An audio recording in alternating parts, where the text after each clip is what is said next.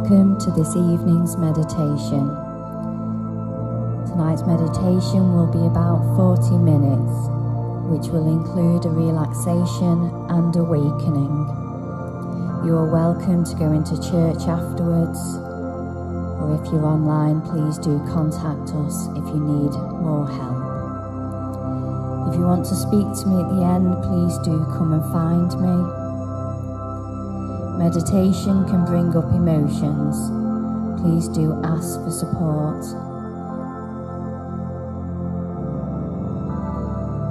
This is our last Lent meditation, and tonight we're thinking about Mary's journey. Some of tonight's session is taken from the book Walking with Gospel Women by Fiona Stratter, with the kind permission of BRF. So before we start, make yourself comfortable, sitting or lying in a relaxed posture, closing your eyes or finding a spot in the room to focus on and relax.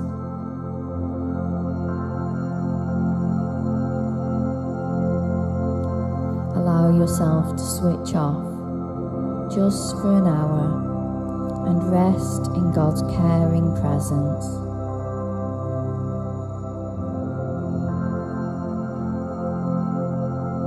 As you allow your body to become still, bring your attention to the fact that you are breathing. Your breath is a reminder that God created you.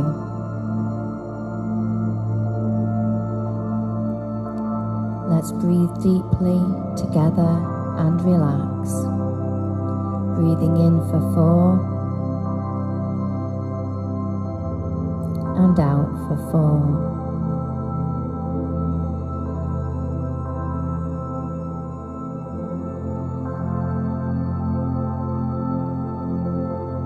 Maybe pop your hand on your chest or your stomach and feel that rhythm.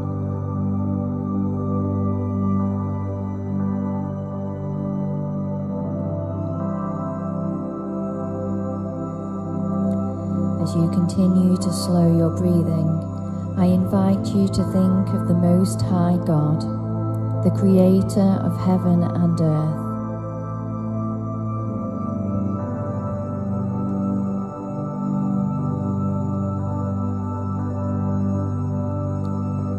Let's relax our facial muscles, our forehead and our eyes. Relax your jaw, letting the day's tensions melt away. Relax your shoulders and your neck.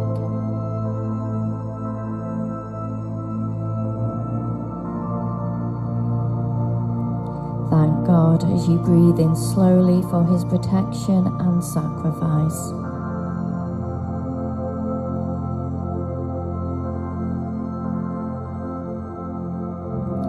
Relax your arms, the fronts, the sides and back, your elbows and your wrists, right down to your fingertips, all of you melting into the floor. Move your attention to your back, relax any areas of tension. Can you relax your chest and stomach, but still concentrating on your breathing? Relax your hips, thighs and calves, melting into the floor or chair. Let the tension in your feet go. Now you are completely relaxed. Take a few breaths in the quietness before we start our meditation on Mary this evening.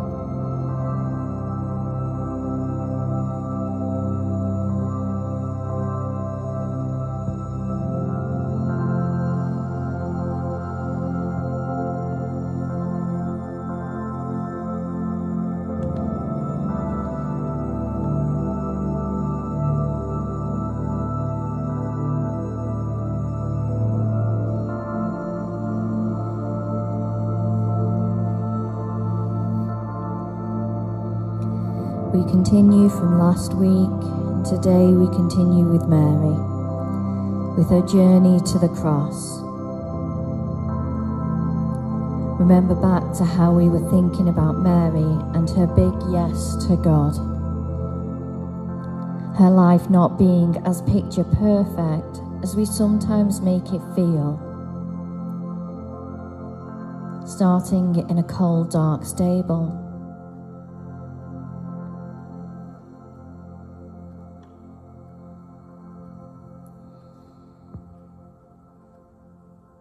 Running from the king who's trying to kill her child.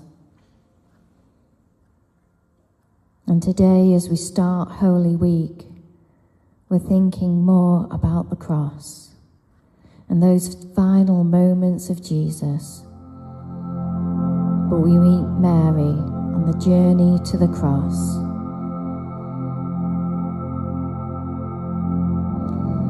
In John 19 we read, "Then Pilate took Jesus and had him flogged. The soldiers twisted together a crown of thorns and put it on his head. They clothed him in a purple robe and went up to him again and again, saying, 'Hail, King of the Jews!' And they slapped him in the face. Once more Pilate came out and said to the Jews gathered there, 'Look, I am bringing him out to you to let you know that I find no basis for a charge against him.' When Jesus came out wearing the crown of thorns and the purple robe, Pilate said to them, 'Here is the man.' As soon as the chief priests and their officers saw him, they shouted, 'Crucify! Crucify!'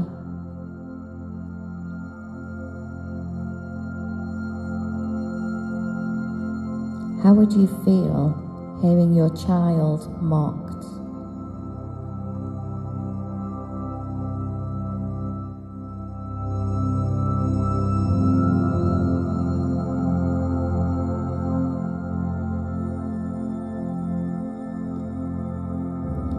How would you feel hearing the crowds wanting your son dead?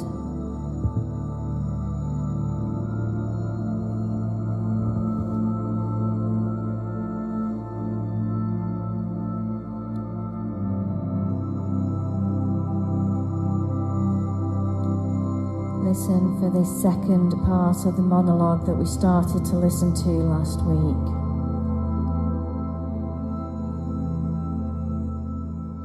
Since Jesus was rejected in Nazareth, the words he had spoken gnawed at my heart. A prophet is honoured everywhere except among his own family.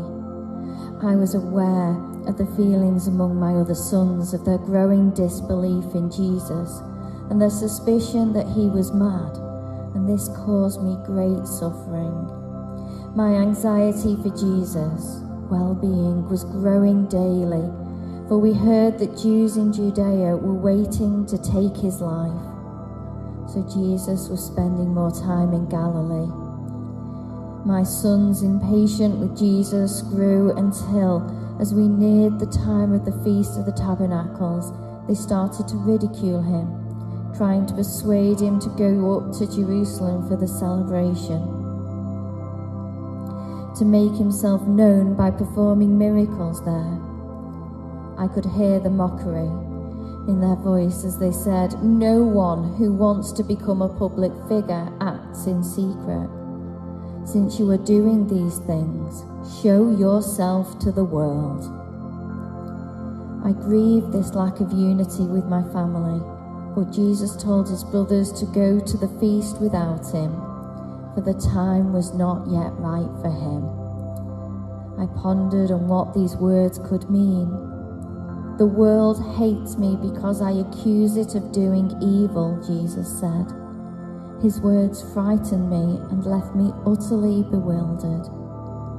Had the angel not said that God would give his son the throne of David, that he would rule over Israel forever, and that his kingdom would never end? Yet although many leaders, their hostility was turning to hatred, how could these promises ever be fulfilled? I had enjoyed 30 years watching my son turn from boy to man. These last 3 years, although often far from him and anxious for him, I had rejoiced in his teaching and the miracles that he brought into the lives of others. But that Passover week, in a heaving Jerusalem, was agony beyond comparison. I was there with him all the way to the cross.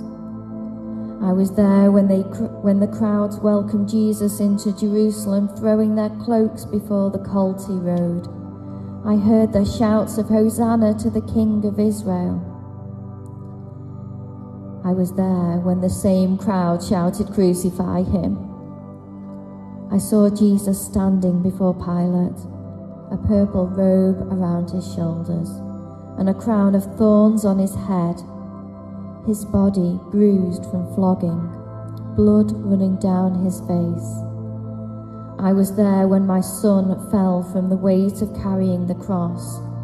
I saw the soldiers force a passing man to carry it. I was there when they took his clothes. I watched the soldiers gamble for them. I was there when they crucified my firstborn. I stood near the cross. I met his eyes.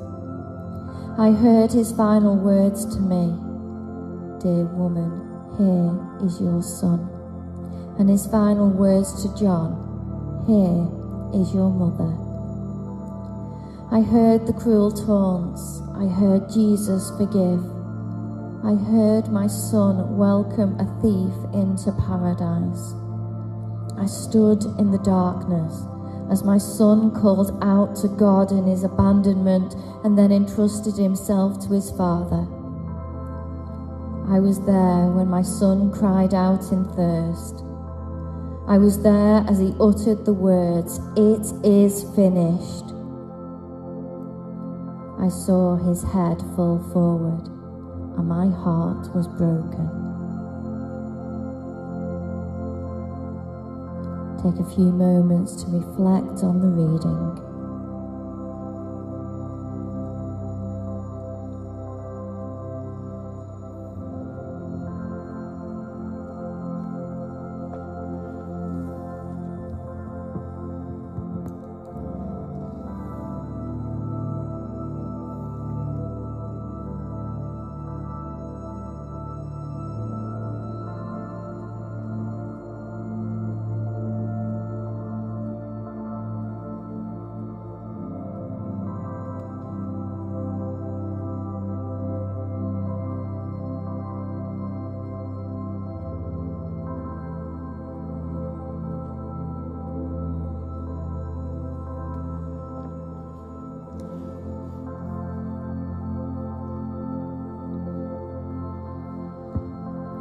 Can you imagine Mary's pain?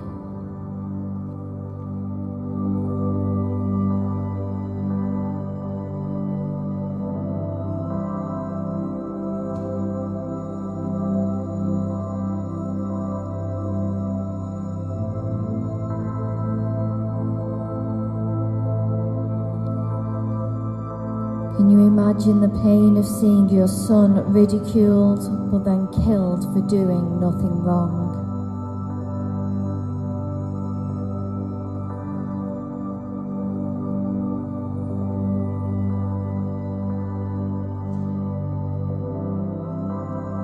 Does this pain remind you of miscarriages of justice that you know? Or maybe seeing the pain that your own children go through.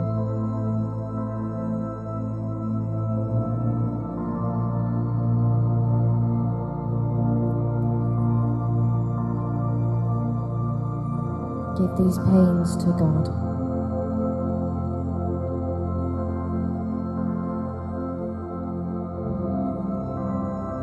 Acknowledge our own areas of grief and loss.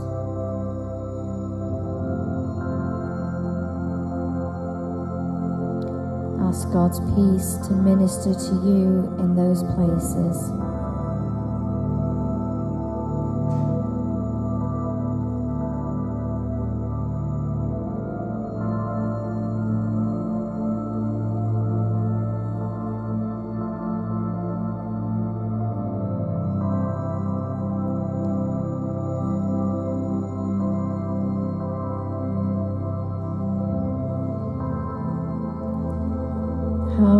respond to others in their loss.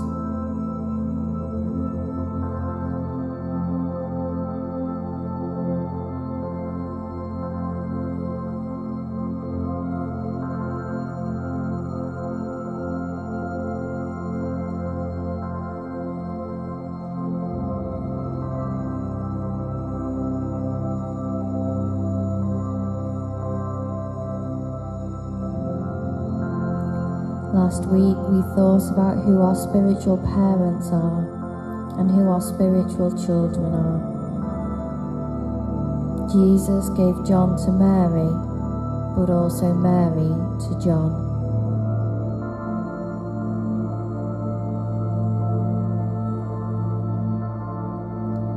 We have a role in helping and supporting those in our churches and in our spiritual family. To be a child, or a parent, or a grandparent. Maybe to those that had bad examples of parents. Maybe those that just need additional support.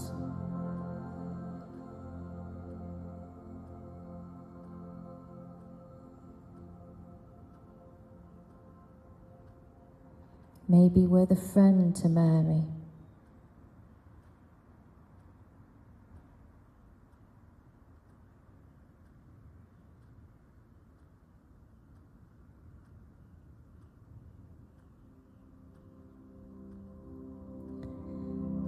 Listen to this reflection of someone who could have been on that walk beside Mary for this terrible journey.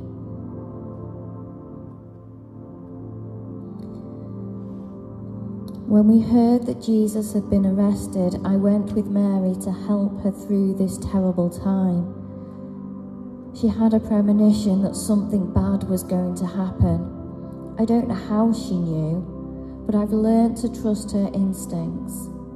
I hope this won't end badly, but standing outside the governor's palace, we can hear the words, "Crucify him." My blood runs cold, and I can feel Mary stagger and sag into my arms. I don't understand. How can this be happening? I have come to accept that Jesus is the Messiah. I know without a doubt that he is a good man and a great son to Mary. How can he be sentenced to death? My heart is breaking for Mary and for our family. We follow along as Jesus makes the long climb up to Golgotha with his cross. He looks so frail and weak now. He will never make it. The Roman soldiers finally realize this and force someone from the crowd to help Jesus carry the cross. Each time Jesus falls, I hear a groan from the crowd. There are a few hecklers, but mostly it's silent. I hold tightly onto Mary and help her make her way through the crowd. I have to stop and wipe away my tears. My sight is getting blurry and I'm afraid I will fall myself. I focus on Jesus' face as we walk on. The blood from his crown of thorns is running down his face into his eyes, but he looks as if he's someplace else, like he's ignoring the pain. I try not to weep. I want to be strong for Mary and for the others with us. We make it to the top, and I hear a ripping noise. It's the sound of fresh scabs being torn away as they strip Jesus of his garments, tearing away the cloth that stuck to his back. It reopens the whip marks and the wounds are bleeding freely again. Mary turns her face into my shoulder as the soldiers nail Jesus to the cross. Every time I hear the metallic clang of hammer striking nail, it pierces my own heart. Jesus makes no sound. My stomach is flopping around and I fight the urge to vomit. The soldiers nail the other 2 men, and soon all 3 are hanging, struggling to breathe. I can't believe it. Some men are making fun of Jesus and egging on the crowd. We are close enough to hear Jesus say, "Forgive them, Father. They know not what they do." Jesus continues to teach and bless, even from the cross as he is dying. I feel like the pain of watching this can't get any worse, and then it does. My heart feels like it will explode. I'm having trouble taking breaths, and my eyes are blurry again. Then one of the condemned criminals starts in on Jesus. "Are you not the Messiah? Save yourself and us." Another indignity. Jesus stays silent. But the second criminal tells the first to be quiet. I hear him say, "Jesus, remember me when you come into the kingdom." What could he mean by that? Jesus will be dead soon. There will be no kingdom for him. But I hear Jesus reply, "Today you will be with me in paradise." I want to thank this man for defending Christ. It seems to have quietened the hecklers. It's oblivious that Jesus can't hold on much longer. I can't bear to watch him. I can't look away. All I can do is hold Mary and lend her my strength, such as it is. Suddenly we notice that it's getting very dark, almost as if the sun has set, even though it's only around noon. People are getting nervous. Jesus continues to suffer in silence, but he's laboring to breathe now. No mother should have to watch her son suffer like this, especially someone as good, holy, and gentle as Mary. While we wait, I continue to think about what the second criminal said to Jesus. "Remember me when you come into the kingdom."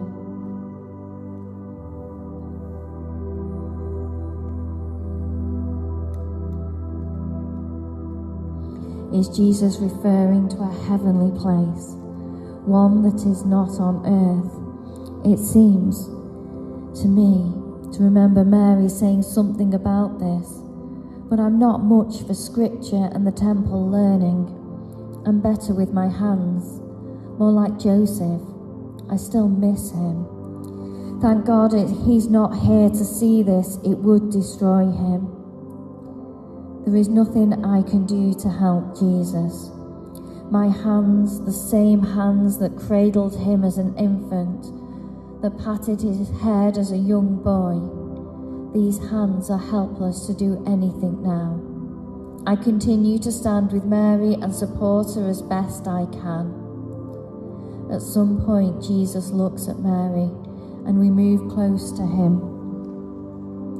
He nods to his disciples, John, and tells Mary, "Woman, behold your son."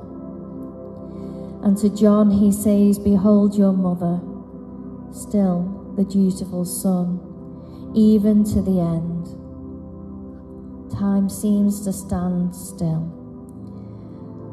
Suddenly Jesus cries out, "Father, into your hands I commend my spirit." And then he is gone. Now my tears flow freely. Or maybe it's rain, it's hard to tell.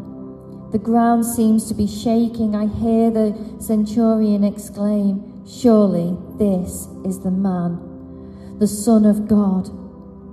I look up to see him crying too. I hear Joseph of Arimathea speaking to Mary.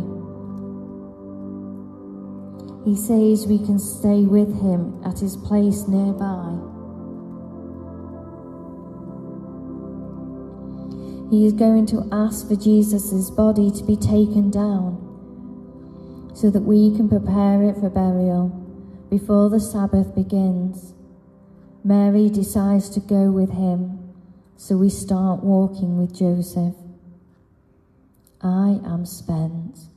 I feel like a building has collapsed on top of me. I am in shock, but we need to keep moving. Beside me, Mary is quiet and teary-eyed, but not hysterical. Oh, how I wish I could take this pain away from her. I retreat into my own thoughts, and before I realize it, we are back at the foot of the cross.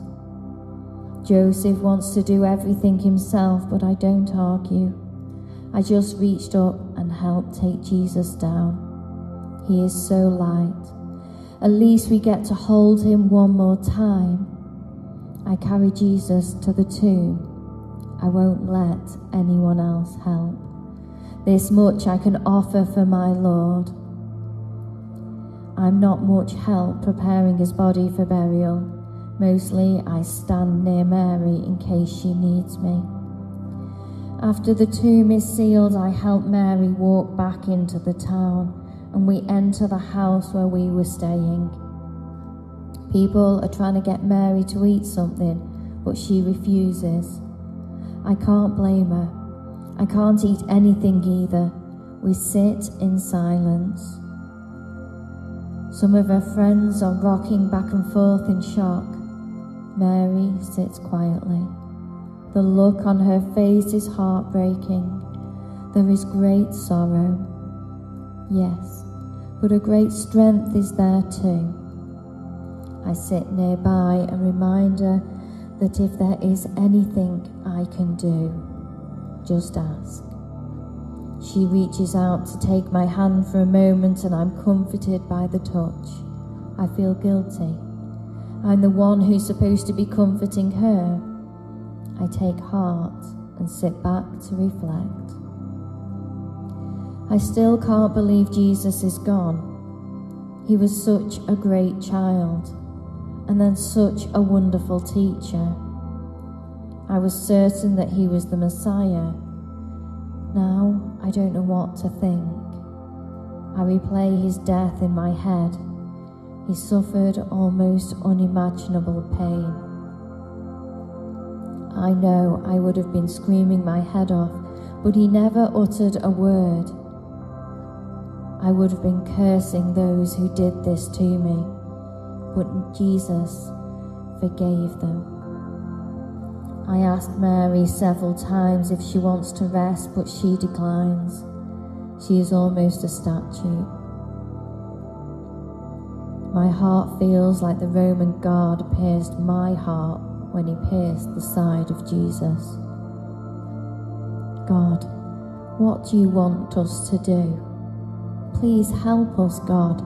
Be with us here now, and help me be strong for Mary. Take a moment to reflect on that reflection. It's the same event as the Bible reading and the first monologue from Mary, but yet so different emotions, a different experience.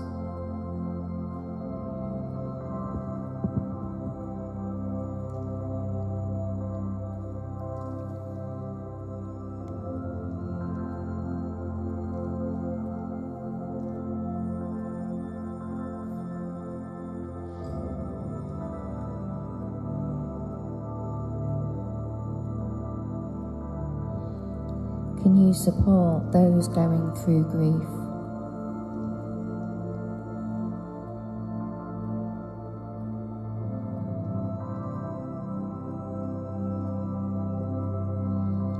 Can you pray for those you know that are hurting and grieving?